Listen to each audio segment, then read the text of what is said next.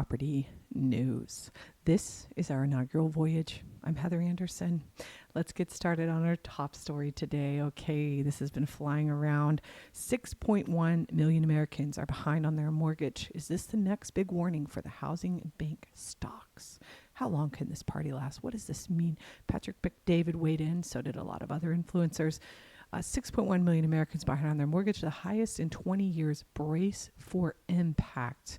Well, we look at our Reddit community, and this guy, this top contributor, said this is a multifamily. Single family is less than 2% delinquent, which is below normal. He quoted an article here we'll look at in a minute from MBA Mortgage Bankers Association. This is saying, hey, this is multifamily. Graph is multifamily, not single family. By the way, I can't tell what graph that is. I can't read it. I have no idea where it's from.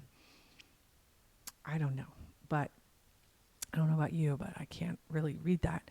And then I went down a few more. I found this article from Freddie Mac. Okay, seems to be absolute BS.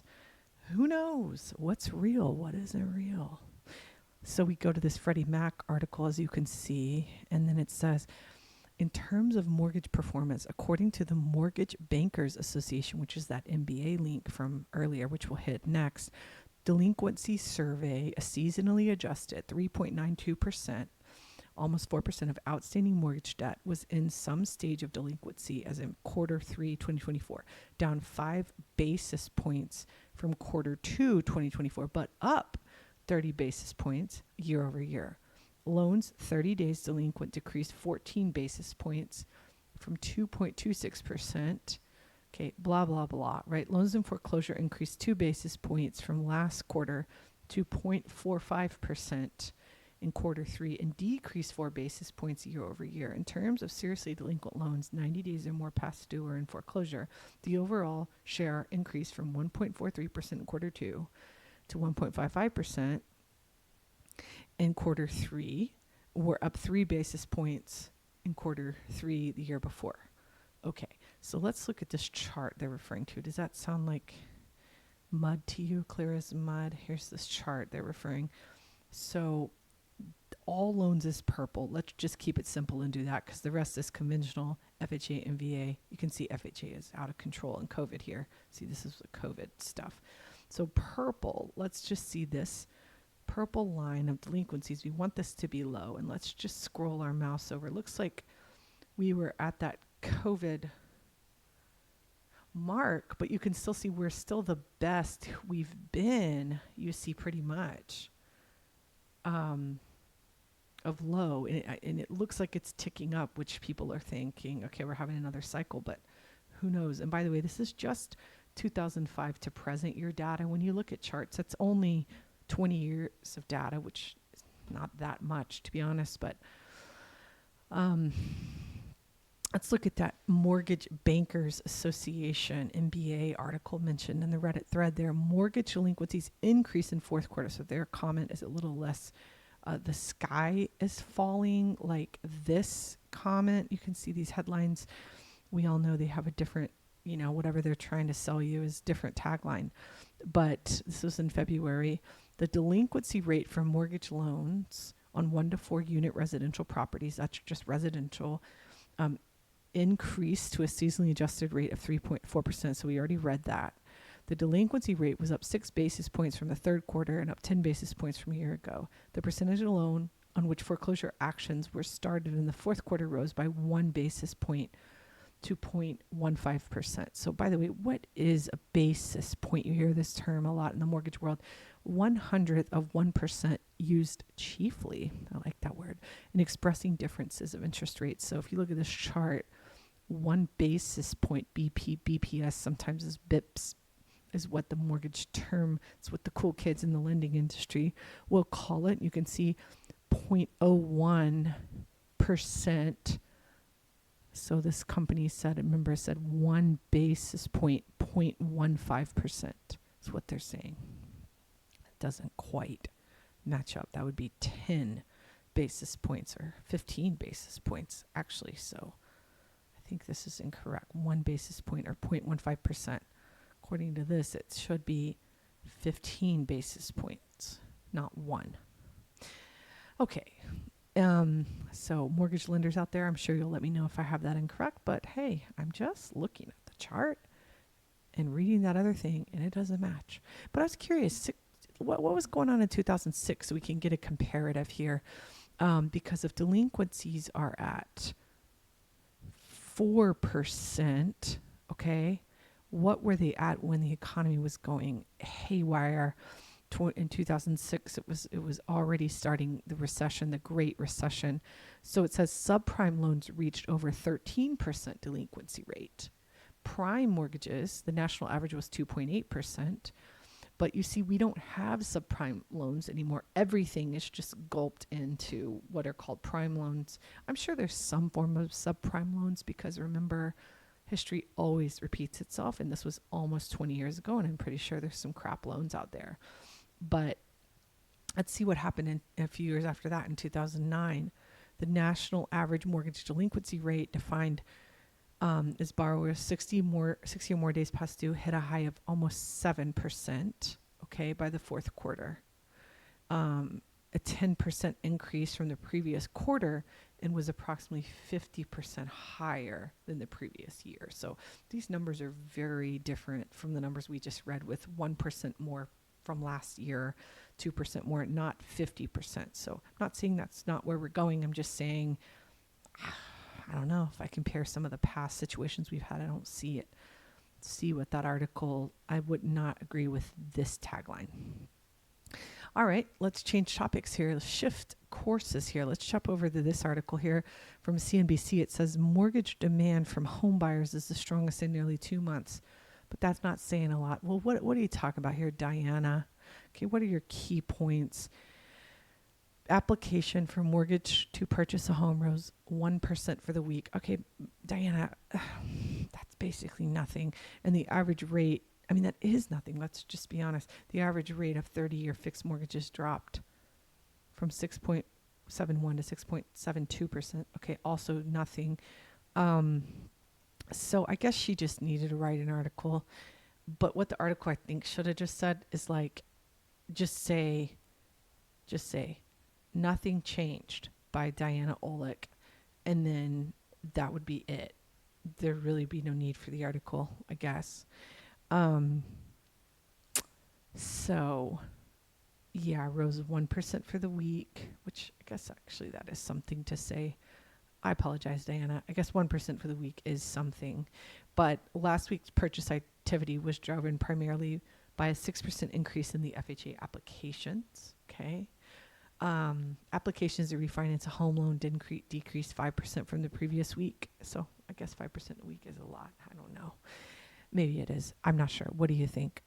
Well, let's check over this news that we have, this rental property news about Rocket Companies. So Rocket Companies is a big company. They are a publicly traded company. They are set to acquire Mr. Cooper Group, okay? In a $9.4 billion all-stock deal. Wow. Creating a mortgage giant that will service 1 in every 6 U.S. home loans. That sounds like a lot. The combined company will manage $2.1 trillion in a loan portfolio across nearly 10 million clients. With recent pushes into AI and real estate services, including a separate deal to acquire Redfin, Rocket is doubling down on end-to-end home ownership and infrastructure, becoming the real estate giant. Holy cow. Let's take a look at, by the way, what is $1 trillion? Remember, they have 2.1 trillion. So $1 trillion is equivalent to 1,000 billion, or $1 million multiplied by $1 million. So remember, a million has 6 zeros, $1 trillion has 12 zeros. A million million. Holy cow. And Rocket Companies, they said it's an all-stock deal. I don't know if that means, I guess that means Mr. Cooper's getting Rocket stock. Looks like Rocket, RKT is the ticker. I did that all time. It looks like they went IPO. Oh, did they go IPO in COVID? Damn. 9/2020. Yeah. And then they've basically never got back to their IPO amount. It looks like, if I'm reading this right. Yeah. Well, I mean, I guess they did. Looks like they're open. Yeah, they're open that day was 28. I guess they did, but then they lost it again. Look at that rocket. And they're now at like, let's see what they're at now. 1283-ish. Well, all right. Check that, follow that stock. I know I will. And by the way, I also read, so in this issue, this says, is it 2012 all over again? Okay. You know, I thought about 2012. I remember that market, and I found this little blurb from Josh Dorkin, who founded Bigger Pockets. Let's see what Josh Dorkin was saying 13 years ago and is that 13 years ago? 2025. Yeah, 13 years ago in 2012, okay? Because again, to understand the future, we must learn from the past. Let's check it out. Hey everybody, it's Josh Dorkin from biggerpockets.com. I've actually got a serious question for you. Are you taking your real estate investing career seriously, or are you just horsing around? We're putting on the Bigger Pockets Real Estate Investing Summit 2012, March 23rd and 24th in Denver, Colorado at the Colorado Convention Center. This event is going to be fantastic and unlike any other real estate investing summit, conference, or other boot camp, you name it, that you've been to before. Our goal is not just to upsell you. Our speakers are going to be there teaching you lots of solid information, tips and hints about real estate and real estate investing, and they're not going to be selling anything in the back of the room. This is a non-upsell conference. So, what can you expect? You can expect lots of solid information, no upselling, serious networking, deal making, and the opportunity to market your properties, your financing, your money, you name it. If you are a serious investor, or if you're a novice investor, come and join us and see how Bigger Pockets is changing the game for live real estate investing events. We really want to have you.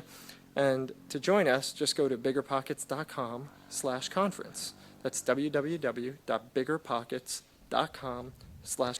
Well, do you wish you would have went to that? Do you wish we could invent a time machine and we could go back to that moment in 2012 with Josh Dorkin and go to that Bigger Pockets conference? Yeah, I do. I actually found the old presentation too.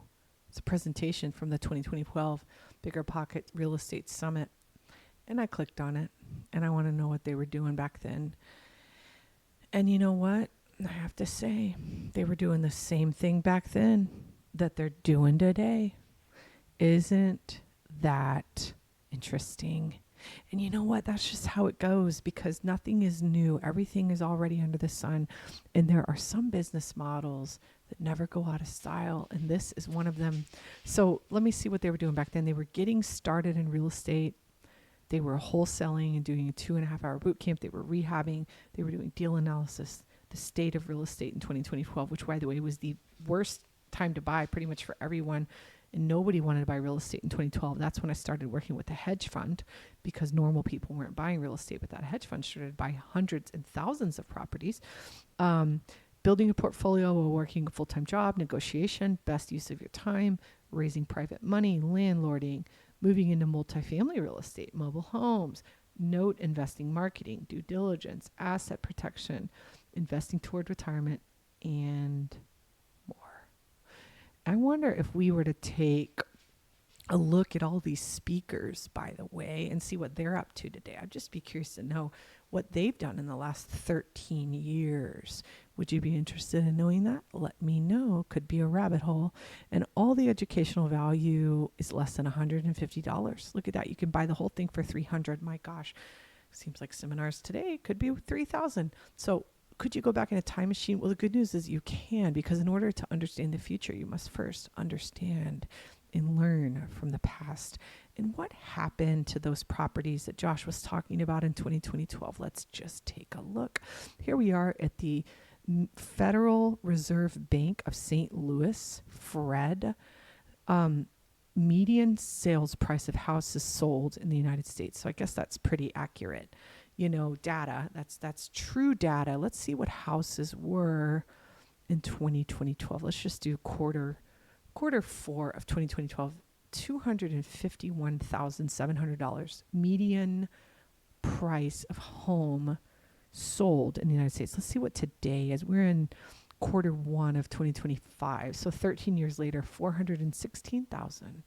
So 250 times 2 is 500. So we're a little less than 100% return. Okay. A little less than 100% return. We're probably off the cuff. Let me just do the math real quick. Let's see. You know what? I can't do the math and think and talk at the same time. But we're going to say, let's see, that's probably at least a 75% return just off the cuff. That's not too bad. So you can look at some of your other investments and see. And by the way, appreciation is just one way to make money in rental property investing. There are 4 ways. That is one. And speaking of old Josh Dorkin, let's just take a look at his story and what's happened to him since 2012. So he was the founder of Bigger Pockets. He made his money as the founder of Bigger Pockets, which I'm pretty sure most people know what that is, but it's an online rental property and wholesale and flipping and apartment investing and mobile home and all things real estate investing resource website. It was the OG, the one that started it all on the internet. It was the pets.com of the internet, but more successful than that. And it's the world's largest online real estate community. He started it while he was teaching full-time, initially as a hobby to address the lack of genuine real estate advice sources. Over time, it evolved into a lifestyle business, then a full-fledged company offering tools, content, and a community for real estate investors, which it has, and it has served a lot of people. So his vision was absolutely true, and it came true for a lot of people. He ended up working really hard, and an unfortunate tragic thing happened to his daughter in 2017, and he ended up selling the company to a private equity firm for $40 million. He had a really awesome story. He's a total rag to riches guy, and he did it by starting and buying and initially investing in a few rental property. But here's a really cool article that he wrote. Here's his rental property, actually his story that he wrote. Why did Josh Dorkin leave Bigger Pockets? He wrote that, and it's a really cool read. I'll put that in our comments section or wherever it is. I don't know exactly where it'll be, depending on what platform this goes on, but somehow, some way we'll link this article so you can read it, and it's a great read. Let's take a look at this family's journey into wanting to do a generational compound. Compound like a house. You don't understand how that, like the convenience of like, hey, I'm gonna go with the kids up there buying. You after 30 years, I understand it. Like, I'm gonna drop my kids off at the babysitters, and they go walk to their daddy and mama house. Wall Street was bought from a black breeder, with a black trade, with a black giant, black. Generational wealth takes discipline and a family that's all on the same page. From the great-grandparents to the great-grandchildren. Yeah, it ran in the family until it ran into me. Gonna break this cycle while building our family tree. 40 acres and a mule. 40 acres and a mule. Man, I love this kind of stuff. This is the reason why I do this business, because it's stories like this and it just pumps me up. 40 acres and a mule, generational family wealth, generational vision, honoring grandma and grandpa like the kiddos did with that cute little picture, and focusing on the future, which are the children and just generations to come. That's thinking big. That's what rental property investing can do. 40 acres and a mule. I mean, that's not out of anybody that's listening to this touch. I guarantee you. It might not happen in New York City or Los Angeles, but there are plenty of places in this gorgeous country that it can, or even outside of it. So I just like to bring that up because this is the vision for what I envision for my own life and what I teach others. Let's check this guy's strategy out. I don't buy and sell properties. I buy and keep properties. I mean, my formula, I buy a property cheap, I term out the loan for 5 years, and what happens? Every 5 years, I can pull out the gains. And that's a home run right there, because you get appreciation. You could come in, you make the little changes here, little changes there. Before you know it, you've doubled the rent roll, tripled the rent roll. I cash out refi every 5 years, because I term them out in 5 years. Take that liquidity out, invest it in another property. And that's how I'm able to grow the way I grow. I don't buy and... All right, what does that mean? I term out the loan every 5 years. Let's look at a mortgage calculator and figure that out. I don't know what he's paying for these, but they've got to be pretty cheap if he's only doing a 5-year term, right? What is a term? That's also known as the amortization schedule term, the loan term, and amortizes over 5 years. Car loans do this. This is a common 5-year car loan term. House loans, remember, typically are 30 years. 15's a stretch. So let's say he's buying these homes at $60,000. Where can you get a $60,000 home in 2025? I don't know. I'm sure there's a place. $20,000. 5 year, 20% down, 5 years. Let's say his interest rate's that. I also don't know how old this video is, but we're not going to worry about taxes and insurance right now. We're just going to look at the monthly payment. So we're going to uncheck that because we just want to see what that monthly payment is. Okay. And that's going to be mortgage payment $1,500 a month. So the question is how could he rent out a $60,000 house? Let's even say it was $100,000. It just isn't going to be that expensive, I don't think, of what he's going to buy. I'm just using my gut here. But let's say he was doing $100,000 loan, 20% down, 5-year loan term. Okay.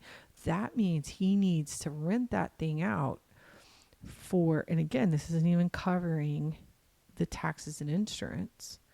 But that just the principal and interest is $1,572. Okay. So by the time you do add the taxes and insurance, probably going to be at least, if you're in the Dallas, Texas area, you're probably looking at that. Okay. At least $2,000 a month. Okay. And then you have vacancy, property management. He's probably the property manager. He probably finds a tenant, but still that's saying you're going to turn $100,000 rental into a $2,000 or $100,000 house into a $2,000 rental. That's a tall order. So I don't know how the math works on that. I know he does. I don't. Who knows what he's doing? Maybe he's buying super distressed properties and able to do it like that. Maybe he's renting to D tenants. I'm not sure, but I wanted to run the numbers and tell you what term means. So I've mentioned already on a few times, in order to learn about our future, we must first learn from the past. So let's look what happened on this day in history, May 1st. It took us to 1926. That's about 100 years ago, 99 to be exact. Ford factory workers get 40-hour work week. Oh boy. Now, this was an improvement for them because they had very horrible working conditions. And I think at that point, unions were very valuable and needed to happen. We all don't enjoy this 40-hour, 5-day-a-week work week that we have today, do we? So we have Ford to thank for that 99 years ago, which again, it had its purpose then. What does the next 99 years look like for work? I think none of us want a 5-day, 40-hour week. We want, I'm always a big fan of the 3-day work week personally. I always think I'll work until I die. I just want to do the work I want to do, and I don't want to get burnt out. Like our bigger pockets friend, and I have been, and it totally sucks. So I also thought it was interesting that actually before 1926, in 1914, Henry Ford offered a $5 wage per 8-hour work day. Okay. And that's the thing. It says the news shocked the industry. At the time, $5 was nearly double the average auto worker. So I was just curious, what is that today? What is $5 in 1914? to 2025, it's $157 a day. So, and is that minimum wage? That was my next question. Well, no, minimum wage for an 8-hour workday in 2025 is $58 a day. So that was nearly 3 times the minimum wage in 1914 than what minimum wage workers make today.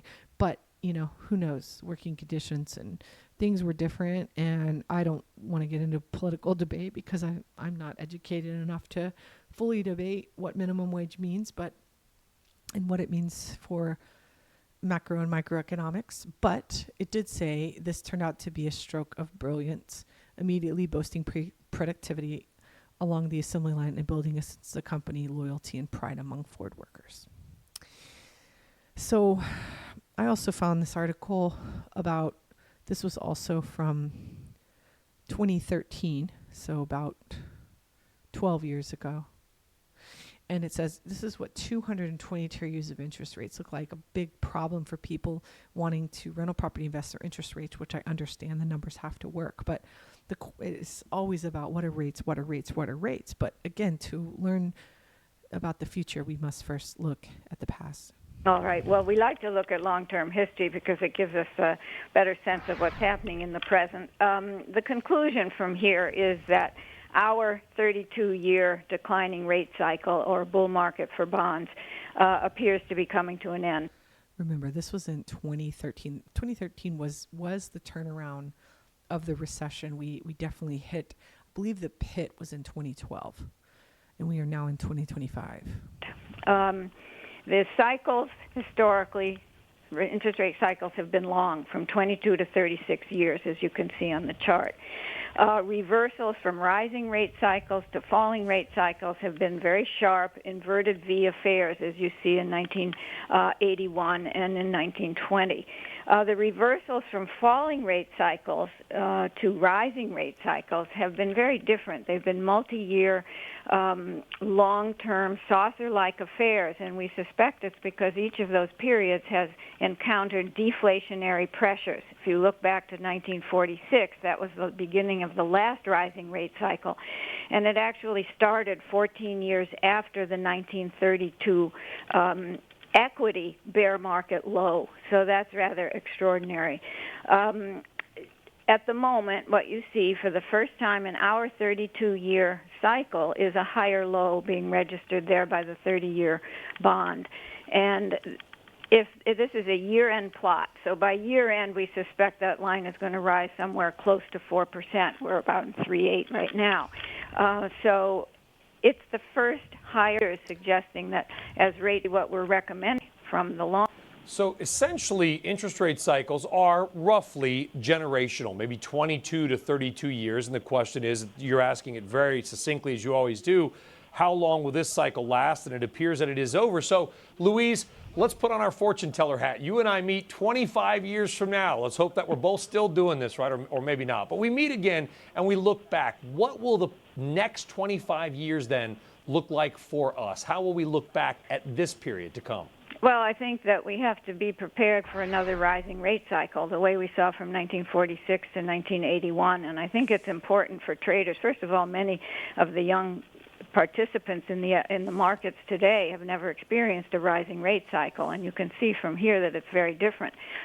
Every pullback in rates from 1946 to 81 failed to fall below the prior pullback, whereas we've seen just the opposite from 1981 to current period. So even traders should understand where they are in the long-term structural trend. For our bull market in bonds, every pullback in or every kickback in rates was a buying opportunity for bonds over 32 years. That's going to change and reverse, and it's going to become much more of a trading market.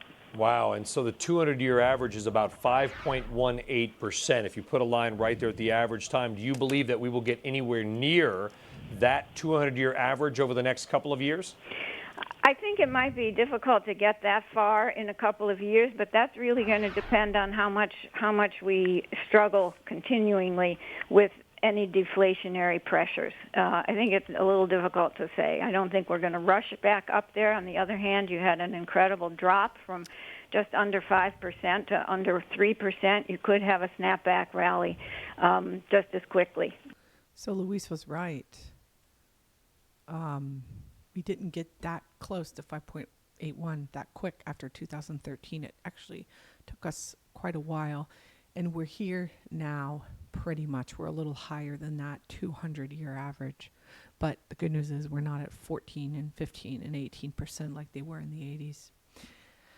Hope you enjoyed our inaugural voyage. Thank you for buying a ticket of listening. We'll see you soon. This is Heather Anderson signing off.